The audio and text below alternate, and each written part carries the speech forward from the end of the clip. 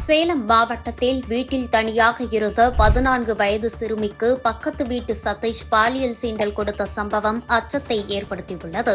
இதை மாணவியின் பெரியப்பா நேரில் பார்த்ததால் மாணவி தூக்கிட்டு தற்கொலை செய்து கொண்ட சம்பவம் அப்பகுதியில் பெரும் சோகத்தை ஏற்படுத்தியுள்ளது. சேலம் மாவட்டம் உக்கிலிப்பட்டி பகுதியைச் சேர்ந்த கூலி தொழிலாளி மணி பழனியம்மாள் தம்பதியினரின் ஒரே மகள் 14 வயதான ஜோதிலட்சுமி 9ஆம் வகுப்பு படித்து வருகிறார்.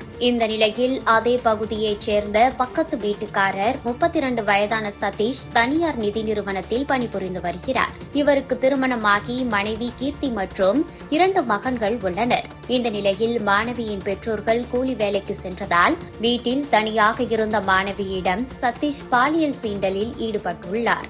இதனை மாணவியின் பெரியப்பா நேரில் பார்த்து கண்டித்ததாகவும் மேலும் அக்கம் பக்கத்தினர் சதீஷை சரமாரியாக தாக்கியுள்ளனர். இதில் மனவேதனை அடைந்த மாணவி வீட்டில் மின்விசிறியில் தாயின் சேலையால் தூக்கிட்டு தற்கொலை செய்து கொண்டார். மேலும் அக்கம் பக்கத்தினர் மாணவியை மீட்டு ஆம்புலன்ஸில் எடப்பாடி அரசு மருத்துவமனைக்கு கொண்டு சென்றுள்ளனர். அங்கு மாணவியை பரிசோதித்த மருத்துவர்கள் மாணவி ஏற்கனவே இறந்துவிட்டதாக கூறியுள்ளனர். மேலும் இச்சம்பவம் குறித்து சம்பவ இடத்திற்கு விரைந்து வந்த தேவூர் போலீசார் சதீஷை மீட்டு சங்கரகிரி அரசு மருத்துவமனையில் முதலுதவி சிகிச்சை பெற்ற பின்னர் மேல் சிகிச்சைக்காக சேலம் அரசு மருத்துவமனைக்கு அனுப்பி வைத்தனர். இச்சம்பவம் குறித்து வழக்கு பதிவு செய்து தீவிர விசாரணை மேற்கொண்டு வருகின்றனர். மேலும் 14 வயது மாணவியிடம் பாலியல் சீண்டலில் ஈடுபட்ட சதீஷ் போக்சோ சட்டத்தில் கைது செய்து அவருக்கு அதிகபட்ச தண்டனை வழங்க வேண்டும் என்று அவரது உறவினர்கள் கண்ணீர் விட்டு கதறும் காட்சிகள் காண்போரை பதற வைத்தது.